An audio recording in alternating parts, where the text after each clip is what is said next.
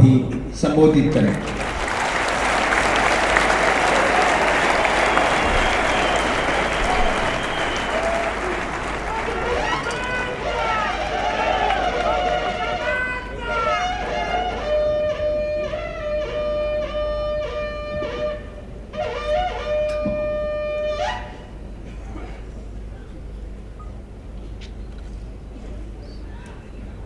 महाराष्ट्र के राज्यपाल श्रीमान विद्यासागर राव,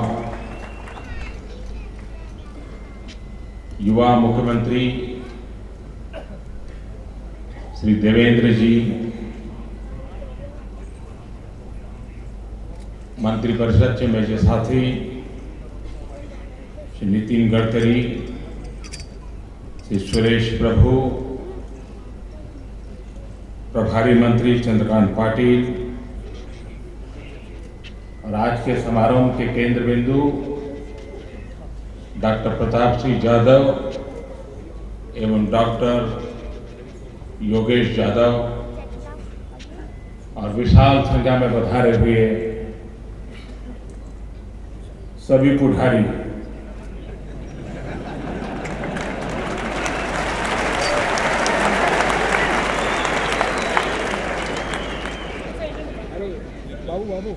सगळ्यांना माझे नमस्कार।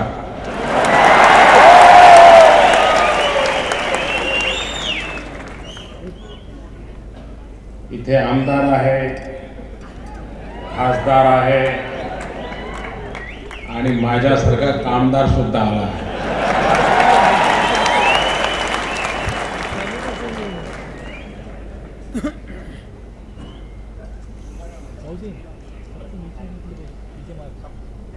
मैं पुढारी परिवार का बहुत आभारी हूं कि मुझे आज इस अमृत पर्व में शरीक होने का सौभाग्य मिला।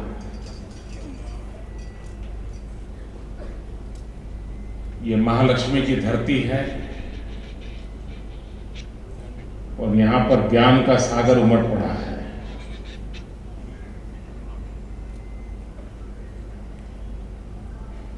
किसी अखबार के लिए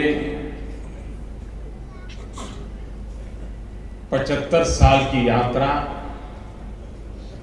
सरल नहीं होती है और पुढारी आजादी के आंदोलन की कोख से पैदा हुआ।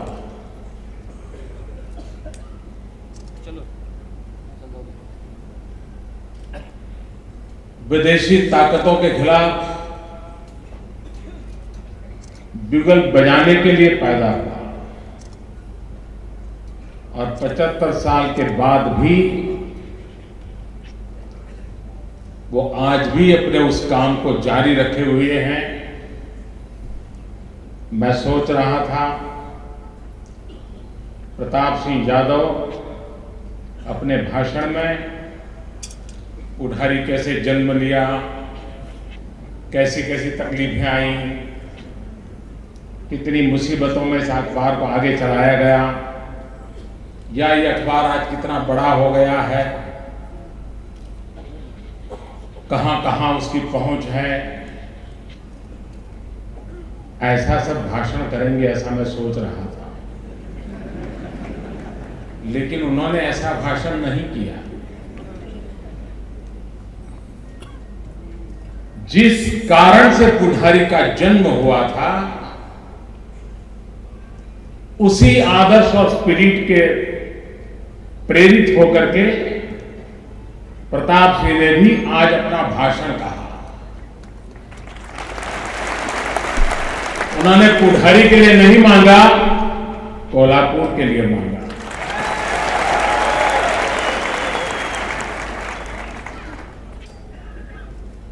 कितने ही मुख्यमंत्री आए गए, हर किसी को उन्होंने कहा था, उनको लगा आज एक और ट्राई कर लो, लेकिन ये देवेंद्र है, आपका ये ट्राई सफल होगा ऐसा मुझे विश्वास है।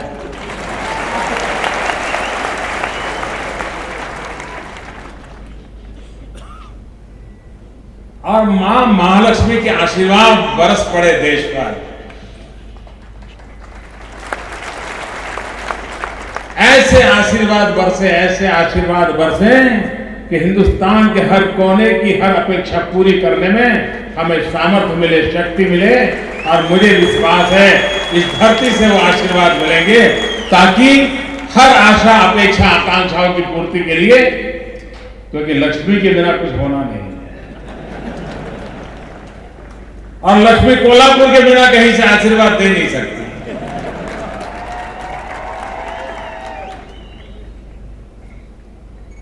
आज पत्रकारिता के लिए अनेक चुनौतियां हैं,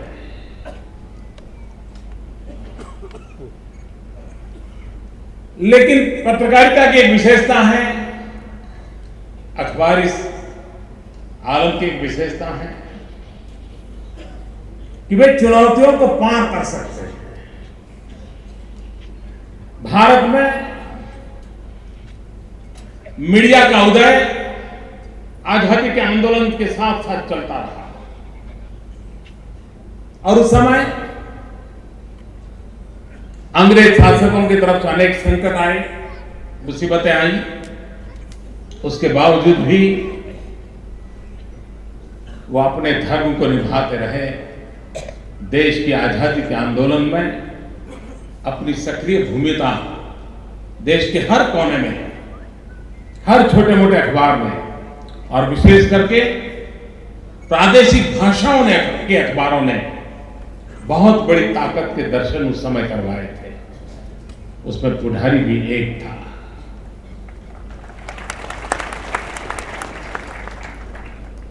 आजादी के बाद अखबार का महात्म्य भी बढ़ने लगा। आज से 30 साल पहले खबर को अखबार ढूंढना पड़ता था।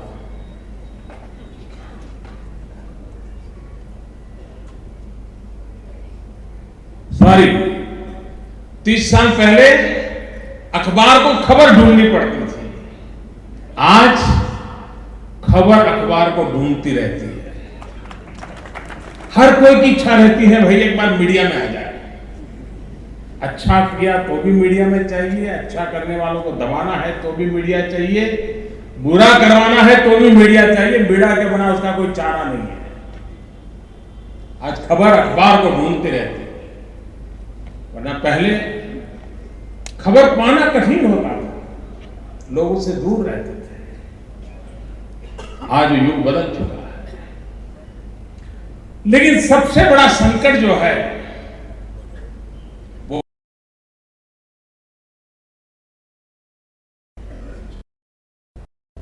लोगों को आपातकाल का समय याद है, जबकि हिंदुस्तान में लोकतंत्र को दबोच दिया गया था। व्यक्तिगत सत्ता भूख के कारण अखबारों पर ताले लग गए थे, और जो आवाज उठाना चाहते थे अखबारवालों को जेल में जाना पड़ा था। देश के गणमान्य नेता जेल में थे, जयप्रकाश नारायण, मोरारजी भाई देसाई, अटल बिहारी वाजपेयी, लाल कृष्ण आडवाणी, जॉर्ज फर्नांडिस, सभी वरिष्ठ नेता जेलों में बंद थे। और तब अखबार में वही सरकार चाहती थी। और ये देश की जनता की विशेषता देखो कि आपातकाल के पहले जिस अखबार को वो प्यार करते थे, आपातकाल के दरमियान जब उन्हें पता चला कि सरकारी जुल्म के नीचे अखबार में खबरें छप रही हैं, उन्होंने विश्वास छोड़ दिया। और आपने देखा होगा उस समय लोग यही चर्चा करते थे, यार बीबीसी में आया है, मैंने बीबीसी रेडियो को सुना है। एक बार उसके कान पर आ जाता था बीबीसी ने कहा है, वो सच मान लेता था। अखबारों ने इतने सालों की तपस्या के बाद एक ऐसी विश्वसनीयता पैदा की है, एक ऐसी क्रेडिबिलिटी पैदा की है कि आज भी सामान्य मनवी सुनी सुनाई बात को स्वीकार करने में देर करता है, लेकिन कोई कहे अरे क्या बात करते हो, तुम नहीं मानते हो, अरे अखबार में आ गया है, एक बार कह दिया कि अखबार में आ गया तो गांव वाला कहता हाँ यार फिर तो कुछ सच होगा। ये क्रेडिबिलिटी एक बहुत बड़ी जिम्मेवारी भी लेकर के आती है, और जो जिम्मेवारी निभाते हैं उनकी क्रेडिबिलिटी बढ़ती भी जाती है। समाज जीवन के अंदर ये विश्वास होना, आस्था होना, इसके लिए एक लंबे कालखंड की तपस्या होती है। देश के ऐसे गणमान्य अखबारों ने इस तपस्या की है, पुढारी भी उसमें से एक है। मैं इस अमृत यात्रा पर पूरे पुढारी परिवार को हृदय से बहुत बहुत अभिनंदन करता हूं, बहुत बहुत बधाई देता हूं। इलेक्ट्रॉनिक मीडिया आया, अखबारों के लिए चुनौती बन गई, लेकिन जब वो 24 घंटे वाला हो गया तो और मुसीबत आई, क्योंकि लोग सुबह अखबार लेते हैं तो देखते हैं यार ये तो कल समाचार सुन लिया था टीवी पे, ये तो आ गया था, ये तो पता था, ये तो देखा था। और ऐसी स्थिति में सच्चे समाचार, और अब तो धीरे धीरे युग आने वाला है अच्छे समाचार।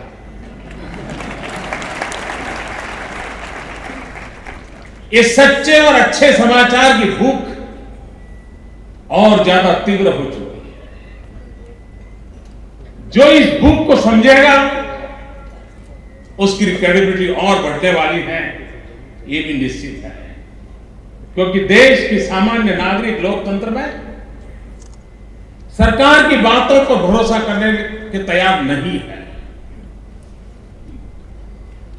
वे किसी और माध्यम से सत्य को जानना चाहता है, सुनना चाहता है, और लोकतंत्र की यही ताकत है। लोकतंत्र में संवाद का सर्वाधिक महत्व होता है। लोकतंत्र में अगर आलोचना नहीं होगी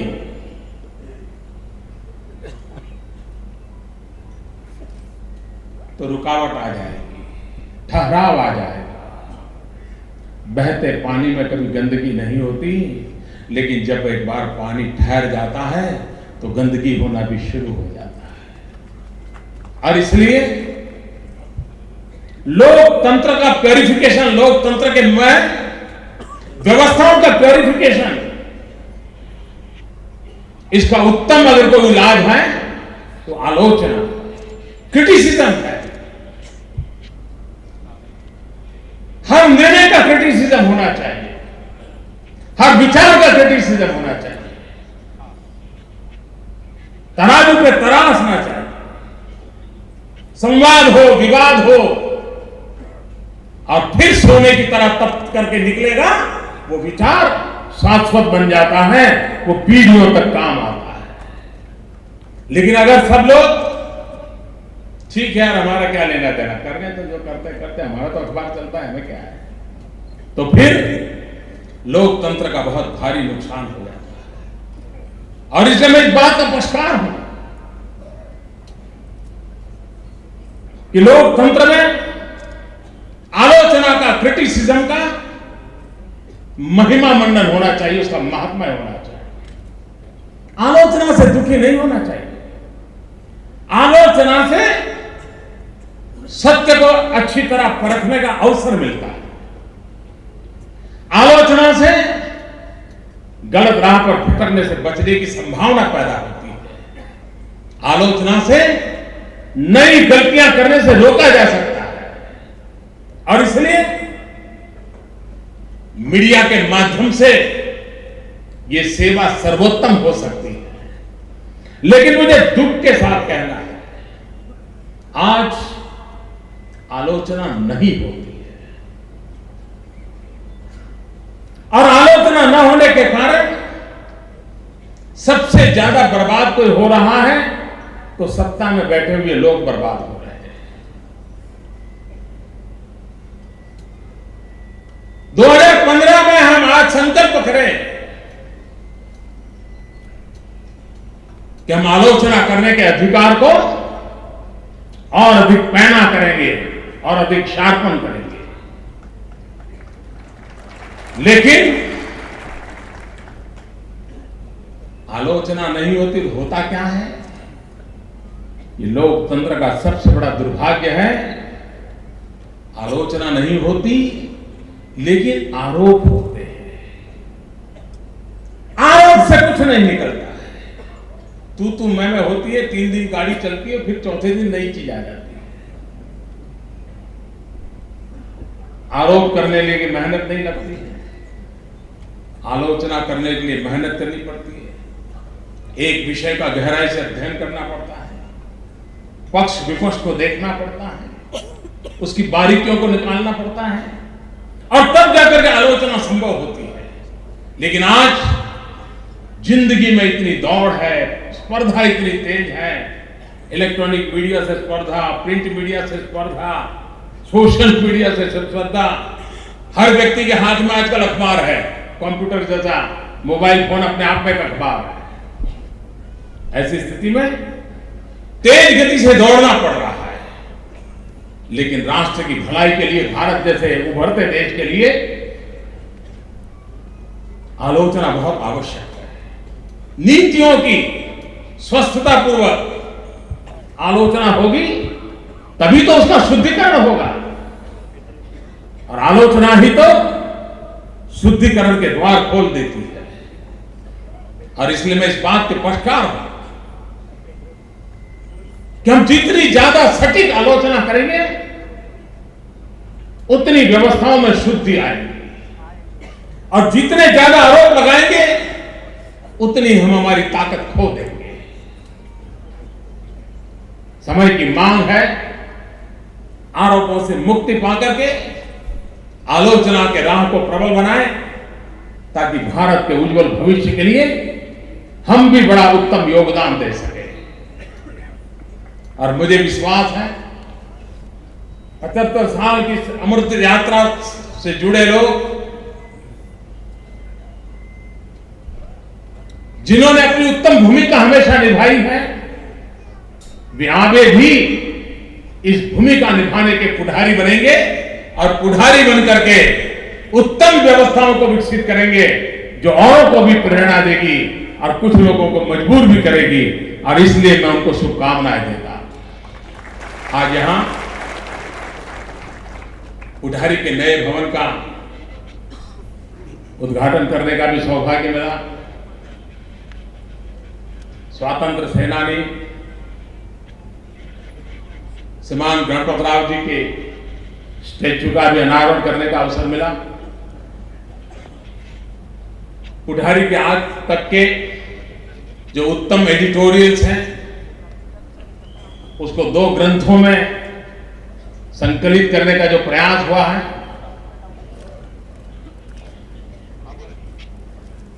ये एडिटोरियल तत्कालीन स्थितियों को समझने के लिए, उस समय की विकास यात्रा को समझने के लिए, और अखबार की भूमिका की सातत्यता को समझने के लिए एक बहुत बड़ा अवसर देंगे, ऐसा मुझे विश्वास है। मैं फिर एक बार पुढ़ारी परिवार का बहुत बहुत धन्यवाद करता हूं। आपने मुझे निमंत्रण दिया, और एक प्रकार से मेरी प्रताप सिंह से दोस्ती बड़ी गहरी हो गई है, और लंबे समय से हो गई है। तो एक मित्र के रूप में भी उनका मेरा पर हक रहता है, उनके परिवार का मैं सदस्य बना हूं, तो उन सबका मेरे पर हक है। तो एक प्रकार से मैं आज परिवार में सबके बीच आया हूं। मैं फिर एक बार सबका अभिनंदन करता हूं, आप सबको भी बहुत बहुत शुभकामना देता हूं। धन्यवाद।